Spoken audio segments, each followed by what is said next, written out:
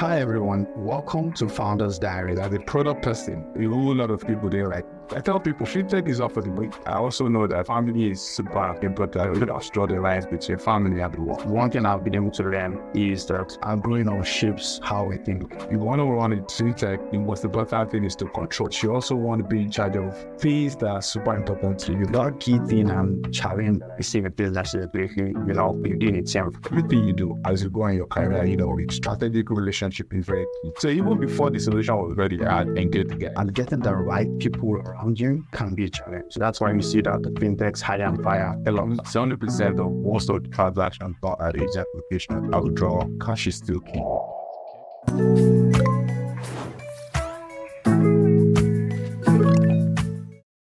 Hi everyone, welcome to Founders Diary.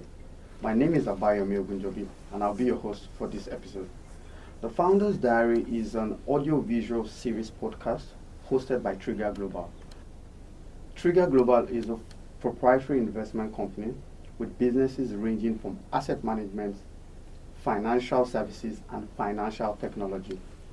On this podcast, we would invite CEOs and co-founders from businesses across the globe and across different industries. The idea is to be able to speak around the challenges that we face as business owners and the strategies that we come up with to navigate those issues. Beyond that, we'll also be talking about our day-to-day and all of the issues that come up as we manage businesses and people. With me on the show is Oluwatobi Madoriola, CEO of DotPay. Welcome, Toby. Thanks for having me. Yeah. Welcome. Tell us about yourself. Okay, so like the writer said, Oluwatobi Madoriola, I'm CEO of DotPay.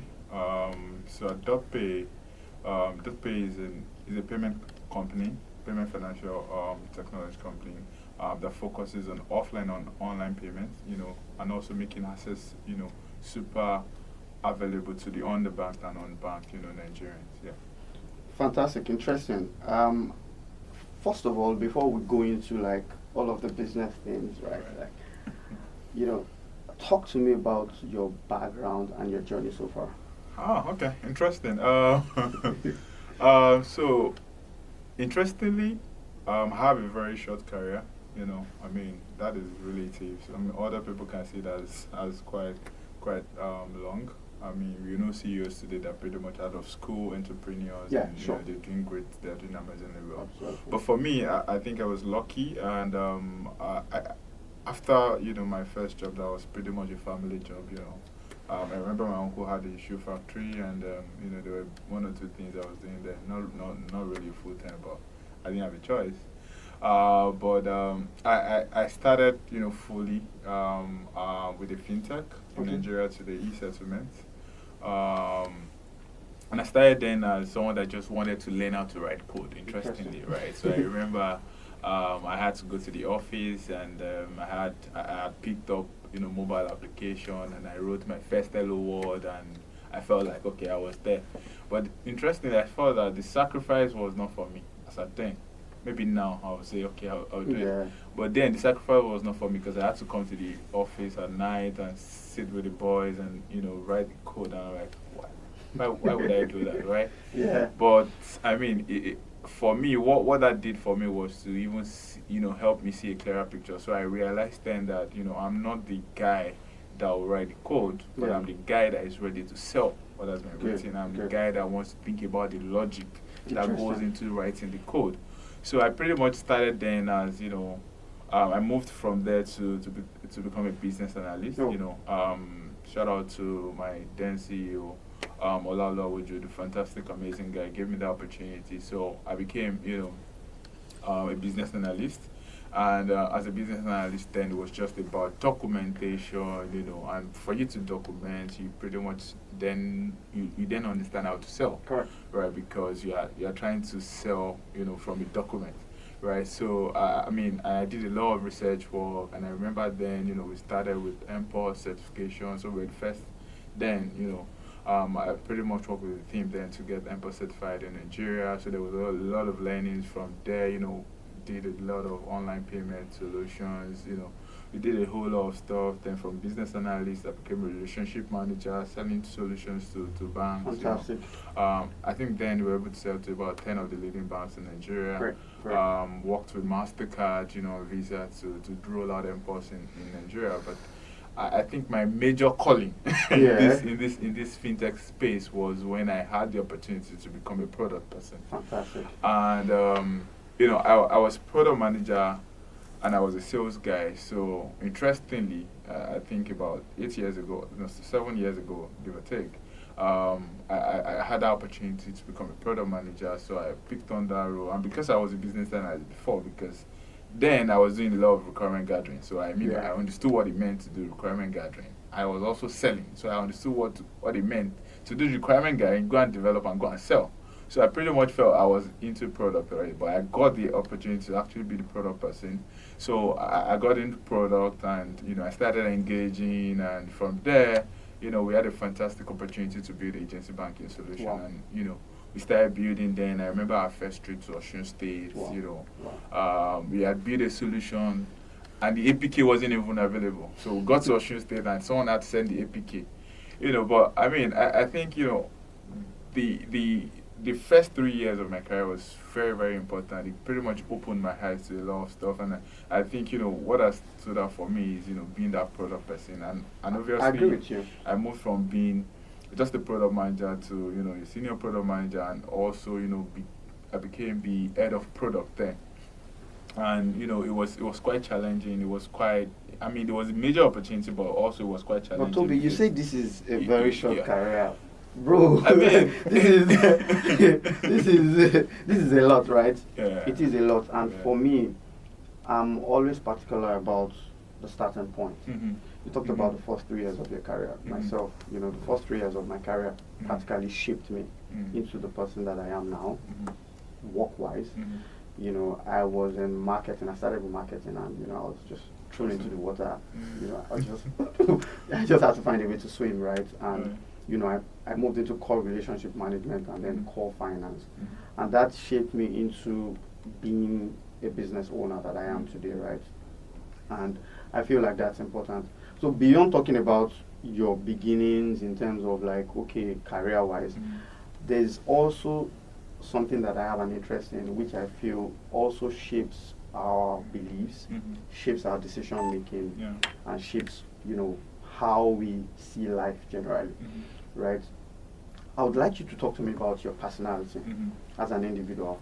And this is because, in recent times, I've been thinking about it, right? As a man, as a father, right? And it's been something that has been more like, coming up, right? That self-taught, right? Really, who am I, right? Because this would in turn shape my leadership skills. This would in turn shape the person that I am anywhere, right? And I discovered that, well, not surprisingly, I'm actually an introvert, right? And what happened was that I took a personality test 7 years ago, same test, and I took it again recently. So I noticed that in the past 7 years, quite a number of things have changed about me. Interesting. Yeah, and I discovered that I'm more introverted. I'm like, really? Why? And I discovered that I think more now, right? And I also discovered that I'm more, in as much as I'm an introvert, I'm more ambitious in terms of trying to learn new things. Of course, one of the things that would have shaped those personality traits in those years would have been the fact that I've grown older, I'm more experienced now, and that has also shaped my decision making, right? So talk to me about your personality. Okay, quite interesting. Yeah. Obviously, I think I need to take a test. Yeah. But I think my personality goes as far back as my background. I was born into an extended family. Interesting. I think I still question my mom because she's the 5th wife of my father. Wow. Right. Wow. And I still question her, how did that happen? Wow. But Interesting. Interestingly, I think my father did a good job in line. Because I don't know how she ended up that amazing woman. So I'm the 6th born of 7. Interestingly, 5 wives, 7 kids. Right. Wow. I didn't understand it for it, but amazing guy. He was a driver. but also, right, it was a driver, but my granddad was, very, very, very, very rich. My father happens to be the first child, so growing up, I wasn't, very really that, great when it comes to Pepe. Yeah. Yeah. But between 1996 and about 2000, thinking a lot happened. My things started moving, and mentality changed, right? And I think that has also helped, as I continue to grow in life, because what I've also seen is that I'm quick to, I'm quick to change, right? When it comes to changing, right? I'm someone that, I see every challenge as an opportunity for growth, right? And if you look at how it has also happened in my career, when I was talking about, changing career, changing positions and all that, it was because I took every challenge as an opportunity. Something happened. Who was the first person to react? A lot of times, I would be there to react. I wanted to be there to say, hey, this thing can be done. I never took a no for an answer. I wanted to be the person. So I would say personally, if I am to describe myself, right, I would describe myself using an animal, right, and that animal would be goat, right, not the Ronaldo Messi, obviously, right. but if you look at goats, generally, we've known goat to be very stubborn, right, Correct.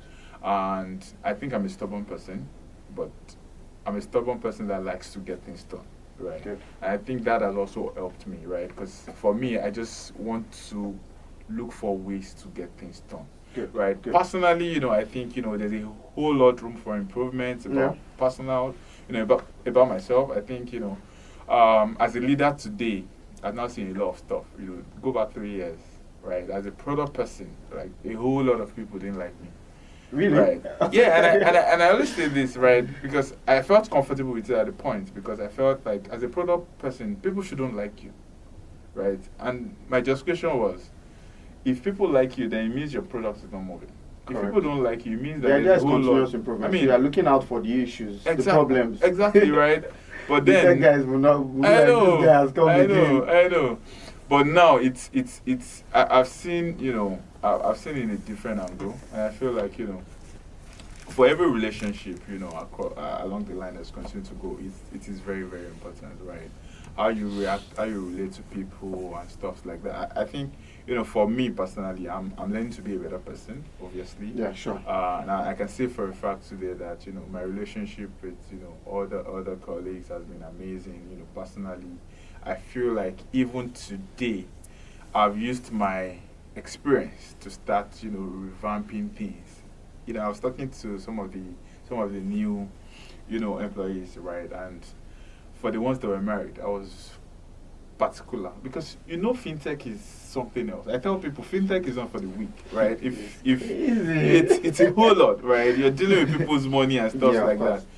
So I personally just talk to them and say, hey, you have to draw the lines between family and the work, right? Correct. Obviously, this is me that wants to get the work done every time, but I also know that, family is super important. You need to make sure that you don't find yourself in a situation where you're spending too much time on the job and you really can't create that time for family. And something I've also suffered from, to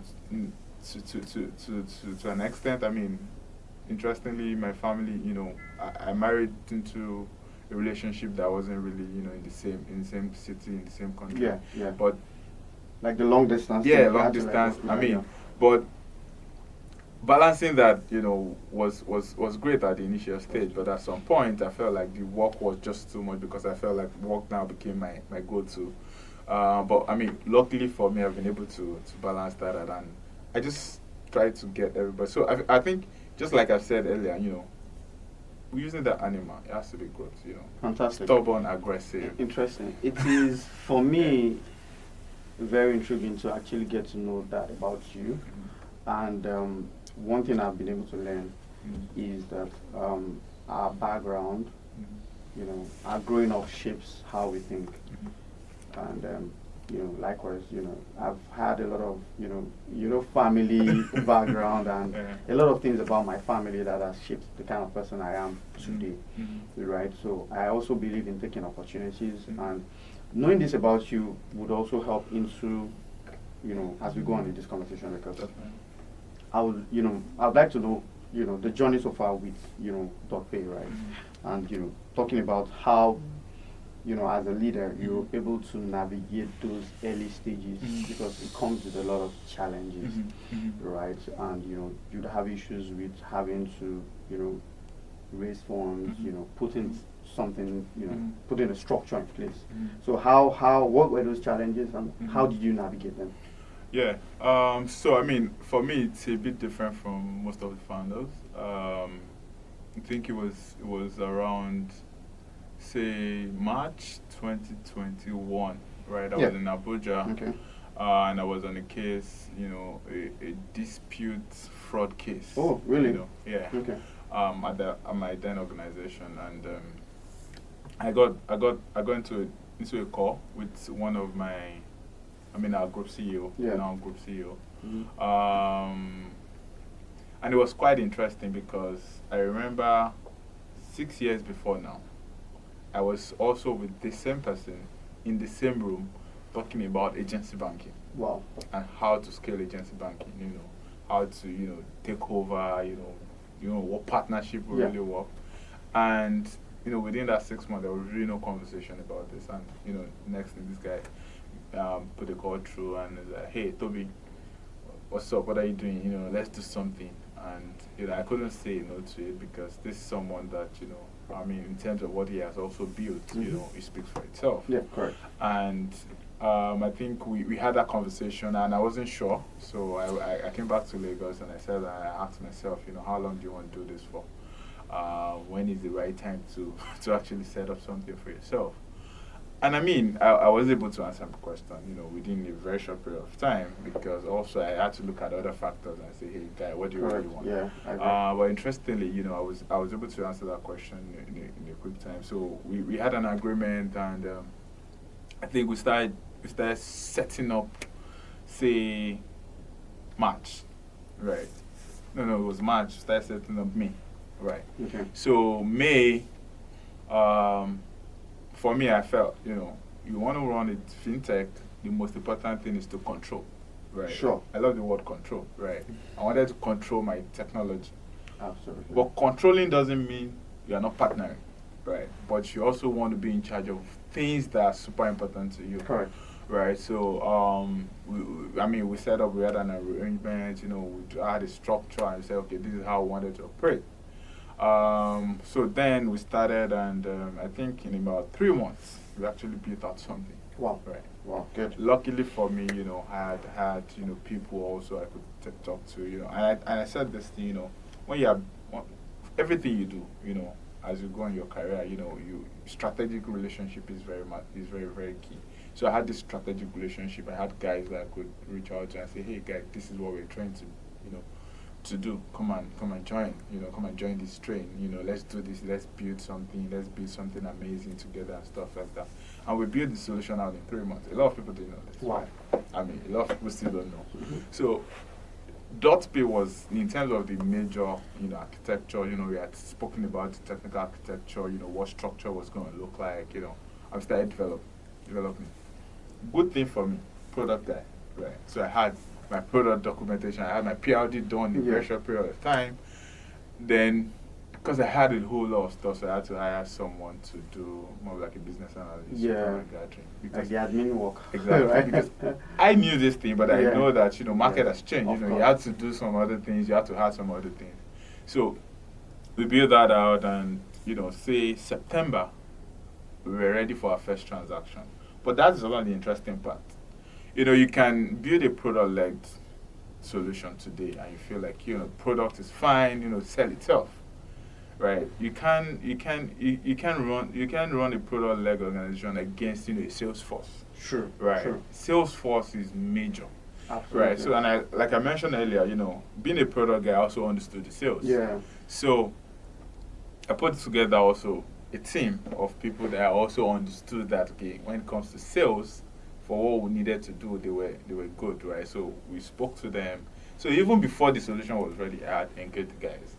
So we started engaging, started coming up with a strategy. And this will interest you. before we actually went live with our first commercial transaction, which was September 4th, right? We had pretty much signed up close to about 500 potential agents, right? People were literally ready to, join. I mean, sign up and pretty much start transacting with us. And for me, I sat down, just before September 4th, and I was like, wow, this major setup. If this thing is not ready, this is going to be a huge disappointment and stuff. But luckily for us, we still we had a date, and we said, hey, guy, we're going to stick with this date. Nothing's going to happen. We're going to push whatever it is that we have, but we're going to watch for two things. Ensure that this solution, as far as fraud is concerned, won't be a victim, right? And also ensure that the user experience, to an extent, is friendly enough. Good. Right. Good. Friendly enough. Good. And so we kept it simple. And I remember then, I even had a maximum withdrawal limit, which is purchase, at 20,000 naira. Because there was stamp duty. We wanted to be sure that we could compete and do all of those things. So interestingly, I mean, as at December 4th, we had we launched. I remember one of my colleagues, had even to go to his mom's place and say, "Hey, mom, you have to set up. Let's learn from stuff from family. Yeah, stuff from family. Yeah. So let's learn from these things. There, come back to us and give us that feedback. But luckily for us, we went September, the whole of September, and we interestingly processed 1 billion. Wow. Over 1 billion in September alone. Wow. Right, and that's just how interesting what our build was. And I mean, to God be the glory. We've been moving month on month. I think there was a time before the end of December we had processed 1 billion daily. I think that was around close to December. We were processing 1 billion daily. And it's been a journey, we moved from 1 billion to 2 billion to 3. Interesting journey, Toby. It's been quite interesting. What I would like you to speak more to, in addition to what you talked about, you talked about how the journey around the product, marketing, putting the product out there, and how you've been able to get to where you are now. One key thing and a challenge that I see with businesses lately, we've experienced it from our own angle, is building a team. Right, because of course, when you're trying to set up a company, you have a vision. You know what you want to achieve, and getting the right people around you can be a challenge because it takes a lot of stress trying to let them know what you're trying to achieve, and it's been a lot of challenge. That's why you see that the fintechs hire and fire a lot, and that's because we try to move at a very fast pace. And we want to be sure that those around us understand our pace, understand what we're trying to achieve. Right. So how has it been building a team, and what has the challenges been, and how have you been able to navigate those issues? Okay, so this is tricky. Yeah, it is. It is, to be honest. Honestly, I would say it has been very, very stressful and at the same time annoying because there's a team that's supposed to trust, right? Correct. With time, you realize that, okay, this is not happening. And probably these guys are not seeing the same way you're seeing it. But interestingly, I think I was very lucky. I was very, very lucky with the sales team. I wasn't so lucky with the engineering team because today I still feel like we can move faster, but they're doing an amazing work, right? And I'm sure a lot of tech startups like us also would suffer from the same thing because the next thing is you're talking to an engineer and you realize that the guy is in the UK. Yeah, that's the thing. Or the guy is in Estonia. Or you are more like their side also. I know, right? and it's quite annoying. It is. Right? It is annoying because and that's where that control comes. Right? You want to have control, but it's difficult with the devs because they have a whole lot of opportunities even globally, right? So sometimes it takes a lot of wisdom, and they're very important, right? So you need to manage them very well. Yeah, I mean, and it's quite annoying today because you then have some junior devs today that are pretty much saying, "Hey, I'm a senior dev," just because. With how many years experience? With how many years you know. So we had that experience too, right? Don't worry, we had that experience too. I know what it is like. Yeah. And the senior guys are actually the ones that are calmer now. You know, they're calmer because they understand what this is all about. They understand, where you need to be and stuff like that. But like I was saying, I mean, I was very lucky with the sales team. I had guys that worked with. Some of the other guys, we brought in, were super aggressive also. They had the same energy. And I think one thing that stood out for me is, the hiring process today. I'm engaged in that conversation. I want to talk to every guy. Absolutely. And the reason is because I feel like, when you are joining the team, I need to be able to sell to you what you're trying to do. It is more than, But Toby, what I've realized is that people are good at interviewing, and when it comes to the actual job, they'll be shitty. Yeah, I mean, I totally agree with you, right? And it's annoying because, you go through all the stress and then you come and like, you can't do this thing. Yeah, I know that can be very annoying. That can be very annoying. But I think we're in that era where, if you find the right fit, and when I mean the right fit here, for me, aside from what you're going to contribute, I feel like cultural fit is key, right? Even if you don't know this thing a whole lot, are you that person that understands the energy? Are you that person that understands what the culture stands for? We are ready to support you to say, hey, we sacrifice, we dedicate resource to you and make sure that you can scale, you can move faster than how you're moving. But I think, going back to what I was saying, sales team, I was lucky. Product and engineering, for my product team, it took me like about 4 months to actually hire a product manager. So I was doing product myself. Right, it was a lot of work, but I was doing it myself, and I told the other guys. I remember the major then was having a conversation. They told me, "Hey, we need to move. We need to hire someone. You can't do this. You can't keep doing this." I'm like, I know, but I would hire right. I need to hire right because this role is major.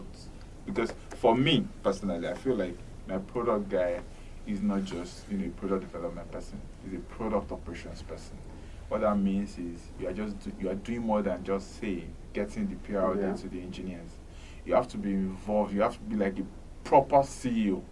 So I can wake up in the morning and say, hey, okay, I know I have this person. Correct. And luckily for me, I was able to get someone. Someone that wasn't super experienced but had the right energy. Correct. And that's what I mean about getting the energy. And I remember having like 3 conversations, 3 or 2 days training. 1 week training with this person. Individual training. We're in a room. We had 9 to 5. For 1 week. And today, I'm grateful for what that person is. I'm grateful for what the person has contributed to the organization. So, I mean, it's a very, very difficult, place to be. Yeah. And I can also tell you categorically that, we have close to about 5 people that left us already. Wow. Within this short period. If not more than that, right? Within this short space of time. There are some things you can't control, right? But, it's a major problem. And I don't think it's going to get better because, you have Amazon setting up in Nigeria today. Yeah. I mean, every engineer wants to get dollars, so you have Google also. Talk to me about financial inclusion. And I'm saying this because, right, that's the space we're in.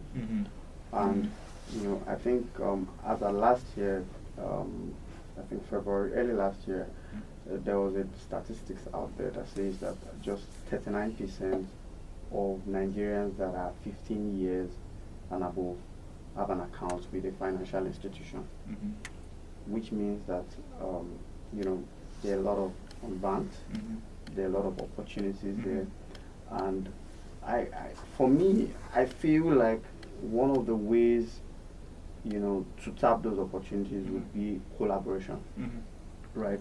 I see a lot of people start up or want to start up, they're worried, they'll be like, oh, there are lots of fintechs. Personally, I just feel it's a blue ocean, right? Because there are lots of opportunities.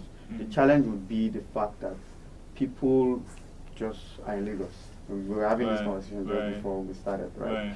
And I'm thinking like, once fintechs are able to collaborate amongst themselves, I think we would be able to tap into that blue ocean even more. Right. So I just want to get your take on that, because you know we're in that space, and I'm sure you've probably had conversations around collaboration. Collaboration necessarily does not mean we saying we are signing a document together, but it just means we seeing ourselves as friends. And I think that's one thing I've learned from you as a friend, right? So I'll go back to financial inclusion, and if you look at the definition of financial inclusion, is providing access to finance for the underbanked and unbanked, right? So there's the underbanked and there's the unbanked, and financial services, right, is really more than just payment. There's financial inclusion for insurance, there's pension, and all of that. But what has really, been successful in Nigeria today is, if you want to drive financial inclusion, it means that you need to provide access to finance. Correct. But before you can provide access to finance, people need to have bank accounts, right? People need to be able to, properly have tools to get access to their money, pretty much. And what we've seen in Nigeria today is agency banking has really opened up a whole lot of opportunities for, say, financial inclusion. But what is really happening for agency banking is pretty much access to finance, right? Because if we look at agency banking, as far as the numbers are concerned, I'll tell you categorically about 70% of most of the transactions done at the agent locations today are withdrawal. Cash is still king. People want cash. People, and if you think about it, if I get a 20,000 naira today, right, I'm going to spend 20,000 naira maybe 20 times, because I want to pay the downfall driver, for example. I have to use cash. I want to buy corn, I have to use cash. I want to buy bread, I want to use cash. So an average Nigerian today, not the comfortable ones like me and you, but the ones that, a bit above. Comfortable one, am I? I mean, chilled.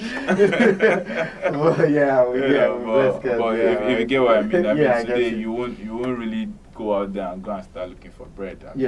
Probably have. So, but I mean, for the guys that need to get to work, you need to still get into the taxi. You need to buy stuffs on the road. You need to buy stuffs in traffic. You still have to use cash. So cash is still king. So what do you think about the implications of the implication of the CBN regulation? Because this whole cashless, mobile banking and all of that. Because I don't know, how does that align and helps with financial inclusion? Yeah, so we'll get there. But if you look at it, I mean, just to even touch to that point in immediate, I mean, the first circular came out and there was a restriction to say 20,000 naira. Correct. On I think it was a daily. Yeah, daily. Daily basics. I mean, how am I supposed to have 20,000 naira cash? It's a good initiative from CBN, to be honest. I'm not totally against it, but I think that in the immediate, what did then happen is, if they had not reversed that, to 100K, what would have happened is we'll have seen close to about 1 million jobs, lost, in a very short period of time, because there are agents out there today that are supposed to provide this service. It literally means they can't do it because they also have to go and withdraw cash or get cash one way or the other. So for us to even get there, we need to, these things can happen when Bola today, right, that sells corn, can receive electronic payment. And she can also send that money to where she's buying charcoal from. Correct. Right? So, so it has to be universal. Exactly. So if we are not there yet, right, we are obviously not there yet, but there are a lot of initiatives, today, I say a lot of USSD, solutions that are also doing, which is also part of things also we are doing to get, a lot of people banked. But, once if we are not there, we can then start to say, hey, we want to restrict the value of cash, we want to have. I mean, 20 naira today, to be honest with you, what is it really going to buy in Nigeria? Think about it. Right? So with inflation and all of that. So you understand? So, but it's a good thing CBN, released a new circular saying, that 20K has now been increased to 200K, which then makes sense, which means that, if you think, you think a lot of people don't have money, right? Until you start to look at what they spend on a daily. There's a lot of money, to be honest. There's a lot of money, if you are being honest. But, if we don't get there, and I would say maybe in another 3-4 years, we might potentially be there. am I going to jump on a downfall bus today and be able to pay with my, say, NFC, pretty much, with my NFC. And one of the issues in Nigeria today, we are quick to releasing features when the market is not ready. Today you have NFC card by some, commercial banks today. But a lot of the major architecture, the switch today, does it really, focus? I mean, they're not. So, I mean, what's the percent of transactions? So, a lot of solutions today are like, they are like 2 years ahead. But I'm sure, in another 3-4 years, we'll get there. And by the time we're there, I mean, this hopefully, we would. We've talked about business, talked about your background, your personality. I think I shared mine too. Tell me, how do you unwind as a CEO, right? Having to, that hustle and bustle, bro. I was in 3 hours traffic yesterday. It was crazy. Can you imagine? In fact, so how, and beyond work, there are other issues, personal issues that we face, right? And as men, as leaders, people just shrug it up and be like, you know what, you'll be fine. How are you? You'll be like, I'm fine. So for me personally, I've just found a way. I'm a routine kind of guy. And I'm big on routine. Like, I wake up, this is what I'll do. I know what I'll do, when I get up. I know what I'll do at certain times. So I've worked on building those routines to help my mindset and to help like my mental health, right? Because that routine would be what would determine how my day would shape up, right? So, and part of the way that I unwind, one of them is to play soccer, right? And also working out, right? So tell me, how do you unwind? How do you get off all of this stress? So my will be quite interesting. So I mean, you obviously know I love to play soccer, so I have a proper routine just like you. But on a daily, I like to get up early. Interestingly, I get up early to work early, right? Interestingly, right? And I like to relax between 11 and 1 p.m. And that can be strange to a lot of people, but that's what works for me because I feel like I'm super, energetic between 5 a.m. and 10.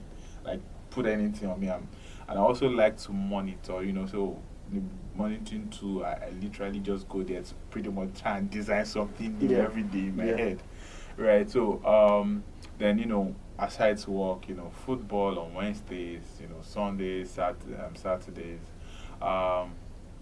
Also, this will interest you. I try to play video game every night. Oh, really interesting. Right. To clear my head. Interesting. That's what? Before you came, right? Just before you go on, Ayo, business partner, he's a gamer. Right, and it was like, when I'm starting the day, I need to just play game like now. So he played like just game before he came in, and he needed that to get himself like in shape for the day. And he played like 2 sessions. He was like, I'm good now. I won. So that just hyped him into the day. And interesting is good to know about that. So I mean, I like to. I mean, I'm not as consistent as I used to be. Because obviously a lot of factors. Before I sleep, I just feel like, let me get two rounds of games, done, and then relax. Then before I go to bed. So that's how I keep it going. Toby, I would say that this is a very fascinating and interesting interview and chat. Of course, thank you very much for coming. Thanks for having me. I look forward to us having even more conversations. I really appreciate the time. Thank you very much. Thank you very much.